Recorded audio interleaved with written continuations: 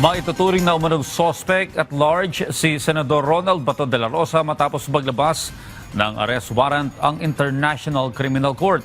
Samantala, kinestyon naman ng isang high school teacher sa Korte Suprema ang paggamit sa Senado bilang taguan ng senador.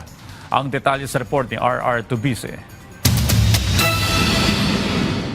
Nananawagan ang grupo ng mga biktima ng war on drugs na ipaaresto na si Senador Bato de la Rosa kaugnay ng warrant of arrest na inisyu ng International Criminal Court. Sa isang pahayag, sinabi ni Assistant to Counsel ng ICC na si Attorney Cristina Conti na itinuturing na umanong suspect at large si de la Rosa matapos isa publiko ang warrant. Giit nila, dapat ipatupad ng pamahalaan ang warrant at dalhin si de la Rosa sa ICC sa The Hague sa lalong madaling panahon. Hindi na rin anya kailangan ng katumbas na domestic warrant para maipatupad ito. Samantala, dumulog sa Korte Suprema ang high school teacher na si John Barry Tayam para questionin ang umano'y paggamit sa Senado bilang taguan ni de la Rosa. Sa kanyang petisyon, hiniling ni Tayam na ideklarang unconstitutional ang Senate resolution na umano'y nagbibigay proteksyon kay de la Rosa laban sa pag-aresto. Giit ni Tayam, hindi dapat gamitin pananggalang ang Senado dahil may limitasyon ang immunity ng mga miyembro ng Kongreso sa ilalim ng konstitusyon. Isang senador ay immune lamang sa pagka-aresto kung kanyang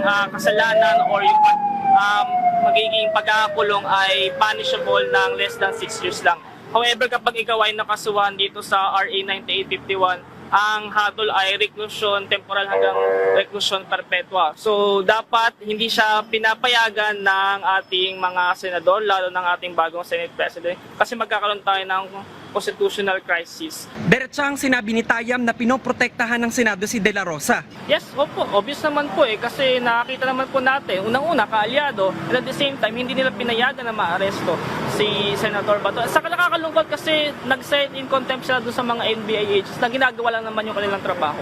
Samantala, may banat naman si PCO Undersecretary Claire Castro sa komento ni Vice President Sara Duterte na mali ang ginawang tangkang pag-aresto kay de la Rosa, gaya ng ginawang paghuli sa kanyang ama na si dating Pangulong Rodrigo Duterte. Hingin niyo po muna sa kanya ang kanyang basis. At kapag may basis siya at napatunayan naman po niya yan, saka tayo sasagot. Ayon naman kay Senator Risa Hontiveros, dahil sa takbuhan at habulan na nangyari, nakakalungkot umano at nakakahiya na pinagtatawanan ngayon ng mga Pilipino ang Senado. Nananawagan siya sa mga senador na ibalik ang respeto ng taong bayan, ang maayos na proseso at ang pananagutan sa institusyon. Sa ngayon ay wala pang pahayag ang Korte Suprema at ang Department of Justice kaugnay ng warrant of arrest laban kay de la Rosa. R.R. Tubise para sa Pambansang TV sa Bagong Pilipinas.